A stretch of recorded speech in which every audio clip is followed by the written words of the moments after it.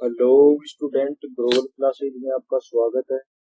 तो आज हम पढ़ेंगे आरआरबी एनटीपीसी 18 तारीख की थर्ड शिफ्ट में पूछे गए सभी प्रश्न, जिससे आने वाले दिनों में जिन विद्यार्थियों का एग्जाम है उनको बेनिफिट हो। अगर आपने चैनल को सब्सक्राइब नहीं किया है तो चैनल को सब्सक्राइब करें, लाइक करें, शेयर करें, कमेंट करें। तो चलिए शुरू करते हैं। पहला क्वेश्चन, प्रसिद्ध पुस्तक poverty and un-British rule in India के लेखक कौन है? दादा भाई नौरोजी, भगत सिंह, सुभाष चंद्र बोस, लाला लाजपत राय। कौन है? दादा भाई नौरोजी। कौन सा आंसर सही हो जाएगा? ऑप्शन नंबर एक सही हो जाएगा। विस्तार से देखते हैं। यह पुस्तक 1901 में प्रकाशित हुई, जिसे ब्रिटिश शासन द्वारा भारतीय धन निकासन के सिद्धांत की व्याख्या की गई। दादा भाई नौरोजी ने पहली बार भारत की प्रतिवक्ति आई 20 रुपए प्रतिदिन होने का अनुमान लगाया। इन्हें grand old man of India के नाम से भी जाना जाता है। ये ब्रिटिश संसद के पहले भारतीय सदस्य थे। नेक्स्ट क्वेश्चन देखते हैं आगे। सम्राट हर्षवर्धन को नर्मदा नदी के तट पर किस शासक ने पराजित किया था? किसने किया था? कनिष्क, पुलकेशिन, बिंबिसार, सम्राट अशोक। किसने किया था? पुलकेशिन ने 618 में। विस्तार से देखते हैं। चालुक्य वंश के सबसे शक्तिशाली राजा पुलकेशिन ने 618 से 619 ईस्वी के दौरान हर्षवर्धन को दक्षिण की ओर बढ़ने से रोका था। इस ऐतिहासिक जीत का वर्णन रवि कीर्ति द्वारा रचित ऐहोल प्रसिद्ध अभिलेख में विस्तार से मिलता है। नेक्स्ट क्वेश्चन देखते हैं। पुलकेशिन ने किसकी उपाधि धारण की थी? परमेश्वर की। आगे चलते हैं। नेक्स्ट क्वेश्चन, संविधान के किस अनुच्छेद में जन्म के आधार पर नागरिकता की शर्तों का वर्णन है? अनुच्छेद 12, अनुच्छेद 15, अनुच्छेद 5, अनुच्छेद 20। तो किसमें है? अनुच्छेद 5 में। ऑप्शन नंबर सी सही हो जाएगा। विस्तार से देखते हैं। अनुच्छेद 5 संविधान के प्रारंभ पर नागरिकता की व्याख्या करता है। इसमें भारत के जन्म या माता पिता के जन्म की शर्तें शामिल है। इसके तहत नागरिकता के लिए व्यक्ति को संविधान लागू होने से 5 साल पहले से भारत का निवासी होना चाहिए। भारतीय संविधान के भाग 2 में अनुच्छेद 5 से 11 तक नागरिकता संबंधी समस्त प्रावधान। ये क्वेश्चन पहली शिफ्ट में भी आ चुका है, कल 17 तारीख को आए थे। नेक्स्ट क्वेश्चन देखते हैं। 74वें संविधान संशोधन अधिनियम 1993 के बारे में निम्न में से कौन सा कथन सत्य है? तो कौन सा है? केवल कथन 1 सही है, केवल कथन 2 सही है, और केवल कथन 3 सही है, केवल कथन 1 या 3। सॉरी, क्वेश्चन ये है तो थोड़ा टाइप नहीं है, लेकिन क्वेश्चन यही है। इसका विस्तार से देखते हैं। संविधान ने नगर पालिकाओं को संवैधानिक दर्जा देते हुए संविधान ने नया भाग 9A और 12वीं अनुसूची में जोड़ा है। अधिनियम अनुच्छेद 343 B 243 GZ तक विस्तृत है। नेक्स्ट क्वेश्चन देखते हैं आगे। 5वां क्वेश्चन,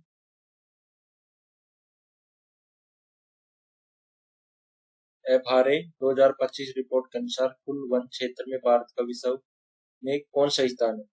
कौन सा स्थान है? 9वां स्थान, 5वां स्थान, 12वां स्थान और 15वां स्थान। तो कौन सा स्थान है? 9वां स्थान।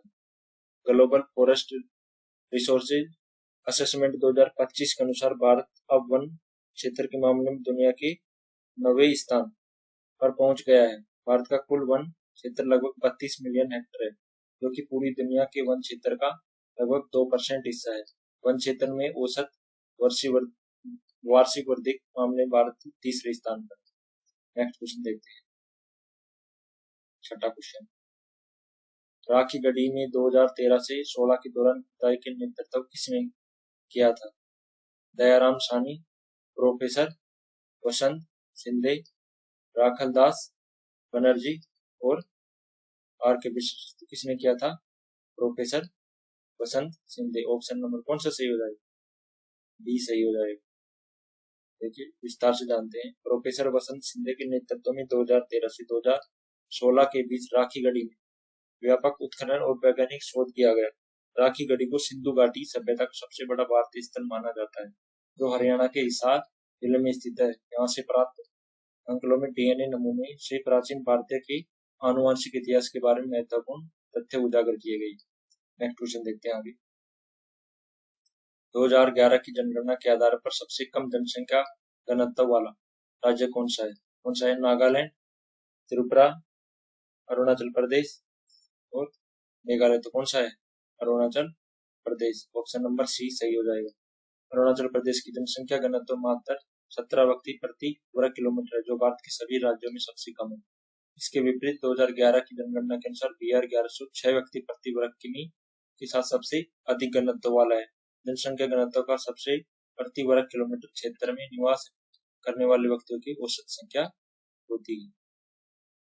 नेक्स्ट क्वेश्चन देखते हैं आगे।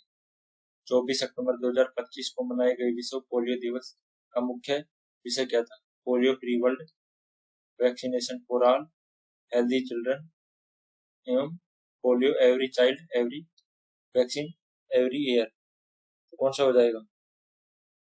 And polio every child every vaccine every year. विस्तार से देखते हैं। 2025 के पोलियो दिवस की थीम एंड पोलियो, हर बच्चा हर टीका हर जगह, वैश्विक टीकाकरण पर केंद्रित है। यह हर साल 24 अक्टूबर को मनाया जाता है ताकि दुनिया में पोलियो मुक्त बनाने के प्रति जागरूकता बढ़ाई जा सके। किसने की थी? जॉन साल्क ने की थी पोलियो की टीके की खोज। नेक्स्ट क्वेश्चन देखते हैं आगे। कपास की खेती के लिए सबसे उपयुक्त मिट्टी कौन सी मानी जाती है? काली मिट्टी, रेतीली मिट्टी, गीली मिट्टी और पर्वतीय मिट्टी। काली मिट्टी से क्या कहते हैं? रेंगुर मिट्टी भी कहते हैं। कौन सा हो जाएगा? ऑप्शन नंबर ए सही हो जाएगा। काली मिट्टी को रेंगुर या ब्लैक वुडन साइल भी कहा जाता है, क्योंकि इसमें नमी सोखने की अद्भुत क्षमता होती है। इस मिट्टी में मैग्नीशियम, पोटास, चूना, हुमुस प्रचुर मात्रा में पाए जाते हैं, जो कपास के लिए लाभदायक है। कहाँ पर पाई जाती है? महाराष्ट्र, गुजरात, मध्य प्रदेश, दक्कन और तथा मालवा के पठारी क्षेत्रों में पाई जाती है। नेक्स्ट क्वेश्चन देखते हैं आगे। पौधों में जड़ों से जल को ऊपरी हिस्सों तक पहुंचाने वाला उत्तक क्या है? ब्रास्ट फाइबर, जाइलम, एपिडर्मिस और कैबियम। क्या है? जाइलम। ये जड़ों से कानून ऊपर से नीचे और फ्लोएम क्या है? खनिज लवण भोजन पहुंचाता है। विस्तार से देखते हैं। जाइलम उत्तक का मुख्य कार्य जड़ों द्वारा सोखे गए पानी और खनिजों और पत्तियों और टहनियों तक पहुंचाना है। यह उत्तक एक दक्षीय कार्य करता है, मुख्य रूप से मृत कोशिकाएं जैसे ट्रेकेट से बना होता है। इसके विपरीत फ्लोएम उत्तक पत्तियों द्वारा निर्मित भोजन के पौधे के विभिन्न भागों तक पहुंचाने का कार्य करता है। नेक्स्ट क्वेश्चन देखते हैं आगे। परमाणु के भीतर इलेक्ट्रॉन नामक ऋणावेशित कण की खोज किसने की? किसने की? आइजैक न्यूटन ने, आइंस्टीन ने, थॉमसन ने, क्यूरी ने। किसने की? आइंस्टीन ने। कब? 1897 में की थी। तो थॉमसन का कौन सा मॉडल? कलम पुडिंग मॉडल। कौन सा आवेश होता है इस पर? नेगेटिव होता है, ऋणात्मक होता है। नेक्स्ट क्वेश्चन देखते हैं। प्रोटॉन की खोज किसने की? चैडविक ने, 1932। नेक्स्ट क्वेश्चन देखते हैं आगे। उदासीनीकरण की अभिक्रिया में अम्ल क्षार मिलकर क्या बनाते हैं? ये रिपीटेड क्वेश्चन है। अम्ल और हाइड्रोजन, क्षार और ऑक्सीजन, केवल सल्फर, जल और लवण। क्या बनाते हैं? अम्ल और क्षार मिलकर लवण और जल। ऑप्शन नंबर कौन सा सही हो जाएगा? डी सही हो जाएगा। जब एक अम्ल और एक क्षार आपस में क्रिया करते हैं तो वे एक दूसरे को उदासीन कर लवण और जल बनाते हैं। यह रासायनिक प्रक्रिया के दौरान ऊष्मा भी उत्पन्न होती है, इसे उदासीनीकरण की ऊष्मा कहा जाता है। उदाहरण के लिए हाइड्रोक्लोरिक अम्ल और सोडियम हाइड्रोक्साइड की क्रिया से नमक और पानी बनता है। बिना थके और एकाग्रता खोए लगातार काम करने की कंप्यूटर की क्षमता को क्या कहते हैं? उद्यमिता, आलस्य, भावुकता और कल्पशीलता। क्या हो जाएगा? उद्यमिता। ऑप्शन नंबर ए सही हो जाएगा। नेक्स्ट क्वेश्चन देखते हैं आगे। कंप्यूटर सिस्टम में बायोस का पूरा नाम क्या है? Basic input output system. विस्तार से देखते हैं। बायोस का अर्थ है बेसिक इनपुट आउटपुट सिस्टम है, जो कंप्यूटर के मदरबोर्ड पर स्थित एक आवश्यक फर्मवेयर है। यह कंप्यूटर चालू होते ही हार्डवेयर को इनिशियलाइज करता है और ऑपरेटिंग सिस्टम को लोड करने में मदद करता है। यह सिस्टम और हार्डवेयर के बीच संवाद स्थापित करने वाला पहला सॉफ्टवेयर चरण होता है। वीबीजी राम अधिनियम 2025 में किसने पुरानी रोजगार योजना का स्थान लिया? जनधन योजना, मेक इन इंडिया और कौन सी मन नरेगा। स्क्रीन है तो कौन सी है? मन नरेगा। यह मनरेगा 2005 में स्थान ले लिया गया जब प्रतिवर्ष 125 दिनों का रोजगार की गारंटी दी जाएगी। पहले कितनी दी जाती थी? 100 दिन। इसका उद्देश्य ग्रामीण रोजगार को टिकाऊ बुनियादी ढांचे से जोड़कर विकसित भारत 2047 के लक्ष्य को प्राप्त करना। इस योजना का केंद्र राज्य सरकार की वित्तीय हिस्सेदारी कितनी है? राज्य सरकार की, केंद्र सरकार की 60 तो राज्य सरकार 40%। नेक्स्ट क्वेश्चन देखते हैं अभी। पृथ्वी की चुंबकीय क्षेत्र का मुख्य रूप से कहाँ उत्पन्न होती है? कहाँ? वायुमंडल, क्रस्ट, मेटल, बाहरी कोर। कहाँ पर होती है ये?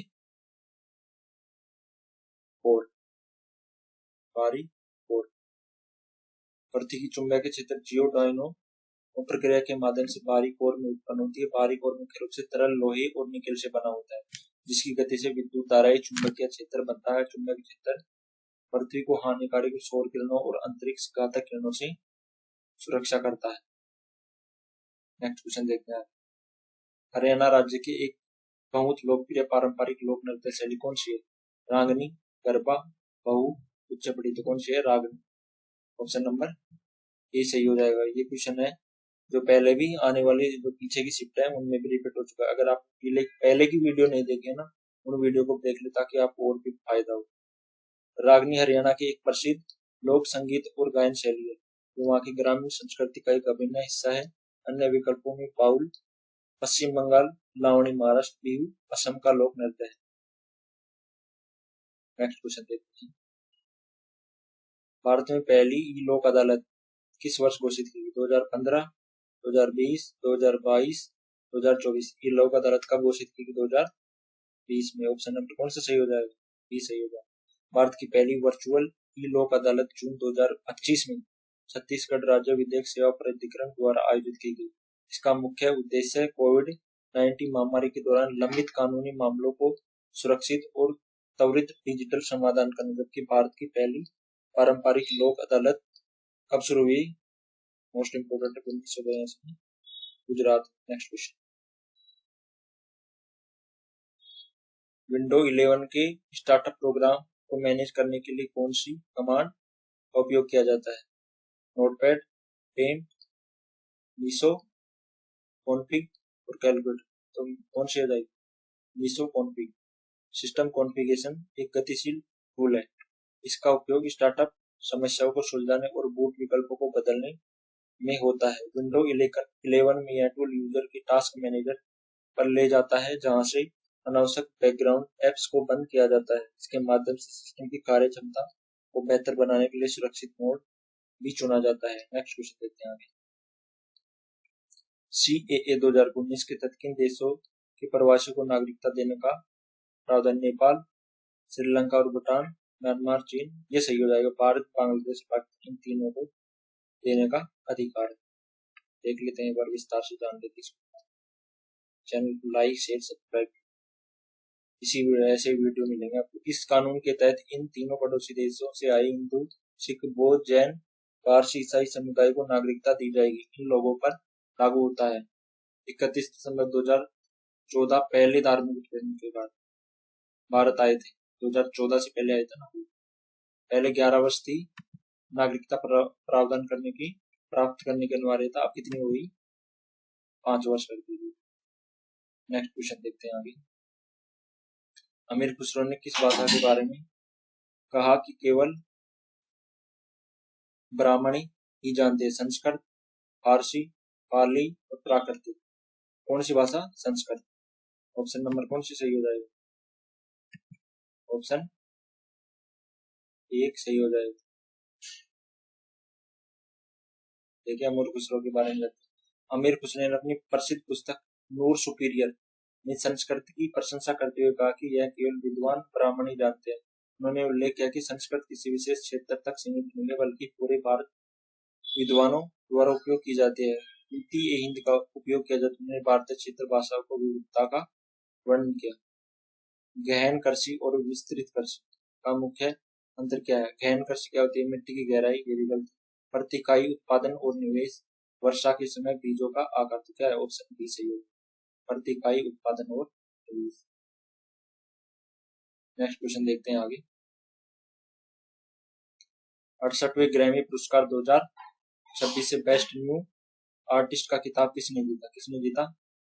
एडल, टेलर स्विफ्ट और ओलिविया डीन और रिहाना, तो किसने जीता? Olivia Dean. Option number C सही हो जाएगा। देखते एक बार। 1 फरवरी 2026 को लॉस एंजलिस में आयोजित समारोह में ब्रिटिश गायिका ओलिविया डीन को श्रेष्ठ नवोदित कलाकार का अवार्ड मिला। इसी समारोह में बैडमैन ने स्पेनिश भाषा में एल्बम की एक ऐतिहासिक ग्रैमी जीतकर एक क्या बनाया? नया रिकॉर्ड बनाया। दलाई लामा को क्या मिला हुआ? Grammy award. आगे देखते हैं नेक्स्ट क्वेश्चन। प्रधानमंत्री विकसित भारत रोजगार योजना आधिकारिक रूप से कब शुरू की गई? 1 जनवरी 2024, 15 अगस्त 2024, 1 जुलाई 2024, 1 अगस्त 2024, तो कब की गई प्रधानमंत्री विकसित भारत योजना? 15 अगस्त 2024। देखिए इसका उद्देश्य क्या? हालांकि इस योजना की घोषणा 15 अगस्त को हो गई थी, लेकिन यह अगस्त 2025 से ही प्रभावी मान ली गई। इस केंद्रीय योजना का लक्ष्य जुलाई 2027 तक भारत के 3.5 करोड़ से अधिक नई नौकरियों का अवसर पैदा करना है। नेक्स्ट क्वेश्चन देखते हैं। इंग्लैंड के किस क्रिकेट दिग्गज ने 2025 में नाइट की उपाधि मिली? Jamie Anderson, Kevin Pietersen, Andrew Flintoff, Ian Botham, तो किसे मिली है? Jamie Anderson. Most important question, फिर से आएगा एग्जाम, ध्यान से देखो। नेक्स्ट क्वेश्चन देखते हैं आगे। भारत की ब्रिटिश सत्ता की स्थापना के लिए किस युद्ध के सबसे निर्णायक माना जाता है? कौन सा? हल्दीघाटी का युद्ध, पलासी का युद्ध, तराइन का युद्ध, खानवा का युद्ध, कौन सा है? पलासी का युद्ध। ऑप्शन नंबर, पलासी का युद्ध कितने 1757 के बीच हुआ। किस किस के बीच? बंगाल के नवाब सिराजुद्दौला और किस किस के बीच हुआ था? अंग्रेजों के बीच हुआ था, रॉबर्ट क्लाइव। नेक्स्ट क्वेश्चन देखते हैं। आसियान का कौन सा देश भारत का प्रवेश द्वार कहलाता है? तो कौन सा? लाओस, कंबोडिया, म्यांमार, फिलीपींस, तो कौन सा भारत का प्रवेश द्वार? म्यांमार। ऑप्शन नंबर कौन सा सही हो जाएगा? सी सही हो जाएगा। म्यांमार एकमात्र ऐसा देश है जो भारत के साथ लगभग 1643 किलोमीटर लंबी सीमा साझा करता है। भारत का एक्ट ईस्ट पॉलिसी के तहत म्यांमार पूर्वोत्तर भारत का महत्वपूर्ण एशिया से जोड़ने वाला सबसे महत्वपूर्ण देश है। 1924 में बहिष्करणी सभा की स्थापना किसने की? गोपाल कृष्ण गोखले, राजा राम मोहन राय, स्वामी विवेकानंद, भीमराव अम्बेडकर, तो किसने की है? भीमराव अम्बेडकर ने। ऑप्शन नंबर डी सही हो जाएगा। 20 जुलाई 1924 में मुंबई में दलितों और शोषित वर्गों के उत्थान के लिए सभा का गठन किया गया। इस संस्था का प्रसिद्ध मूल शिक्षित बनो, संगठित रहो है। नेक्स्ट क्वेश्चन देखते हैं आगे।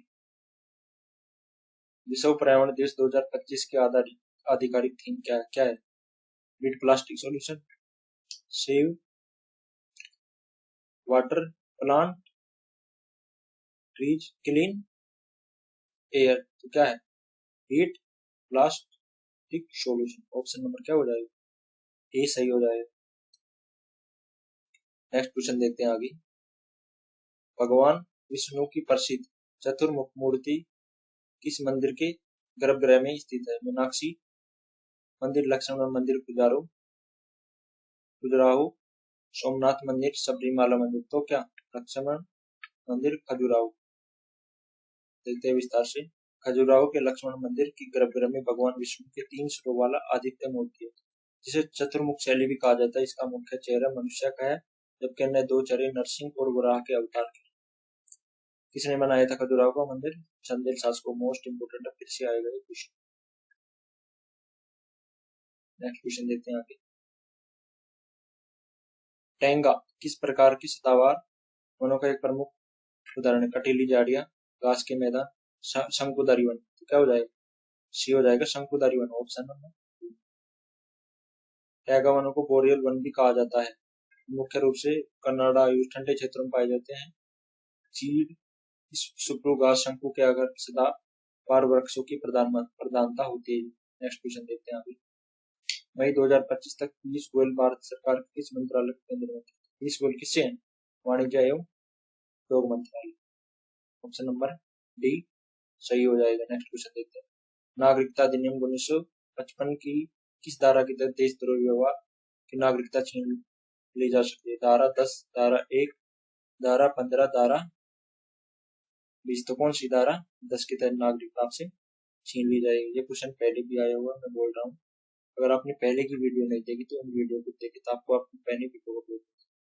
धारा 10 केंद्र सरकार की यह शक्ति देती है कि कोई नागरिक संविधान के प्रति निष्ठाहीन व्यवहार करता है तो उसकी नागरिकता समाप्त की जा सकती है।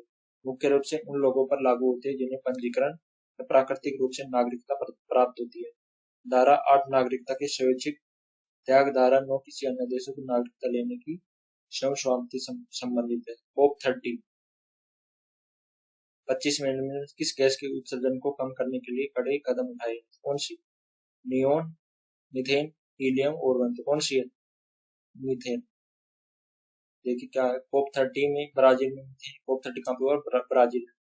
मीथेन गैस की उत्सर्जन को 2030 तक 30% कम करने के लिए ग्लोबल मीथेन प्लीज पर अमल करने को कहा गया। नेक्स्ट क्वेश्चन देखते हैं। कंप्यूटर फाइल एक्सटेंशन मुख्य रूप से किस सॉफ्टवेयर के साथ जुड़ा हुआ पाया गया? MS word, Google Chrome, recycle bin social media और एडोब फोटोशॉप। तो क्या recycle bin media, option number C सही हो जाएगा। नेक्स्ट क्वेश्चन देखते हैं। उत्तर प्रदेश का कौन सा लोक गीत वर्षा ऋतु में मुख्य रूप से महिलाओं द्वारा गाया जाता है? लावणी, ये भी गलत है। गिद्धा, घूमर, कजरी। कजरी आ जाएगा। लावणी कहाँ का है? महाराष्ट्र का। गिद्धा कहाँ पर है? पंजाब का। घूमर राजस्थान का। नेक्स्ट क्वेश्चन देखते हैं आगे। पृथ्वी पर अज्ञात सभी जीवों में कौन सा एक समान और अनिवार्य गुण पाया जाता है? प्रजनन करना, प्रकाश संश्लेषण करना, समुद्र जल पीना, केवल रात में जलना। तो कौन सा है? प्रकाश संश्लेषण करना। क्या होता है? सभी में अनिवार्य पाया जाता है। नेक्स्ट क्वेश्चन देखते हैं। नवंबर 2025 में सुप्रीम कोर्ट ने अरावली पर्वतमाला के लिए कौन सी नई परिभाषा स्वीकार की? पर्वतों को काटना, ये भी गलत है। ये हो जाएगा 100 मीटर की ऊंचाई वाली पहाड़ी को परिभाषित करना। अरावली के मोल बनाना, नदियों का मार्ग बनाना। तो क्या हो जाएगा? ऑप्शन नंबर बी सही हो जाएगा। ऊपर विस्तार से देखें तो कोर्ट ने व्यस्त अधिक स्थानीय धरातल से 100 मीटर या उससे अधिक ऊंचाई आकृति को आधिकारिक तौर पर अरावली हिल्स माना जाएगा। फैसले का उद्देश्य कोर अरावली क्षेत्र की नई माइनिंग लीज पर रोक लगाकर पर्यावरण संरक्षण करना। हालांकि पर्यावरण चिंताओं विवादों के संबंध में दिसंबर 2025 में इस फैसले को क्या कर दिया गया? स्थगित कर दिया गया। प्राचीन भारतीय इतिहास के अनुवाद में सुलभ सूत्र इनमें से किसकी है? वास्तुकला, विज्ञान, ज्योतिष, अर्थशास्त्र। सुलभ सूत्र किसकी है? जो द मोस्ट इंपोर्टेंट है। फिर से आएगा क्वेश्चन। नवपाषाण काल कुंपागल किस राज्य में स्थित है? आंध्र प्रदेश, कर्नाटक, तेलंगाना और केरल। तो कुंपागल कहाँ पर है? कर्नाटक। ऑप्शन नंबर क्या हो जाएगा? सही हो जाएगा। वीडियो अच्छी लगी तो चैनल को सब्सक्राइब कीजिए। आप चैनल को सब्सक्राइब नहीं करते हो, सॉरी, धन्यवाद। इसी के साथ सेशन समाप्त होता है।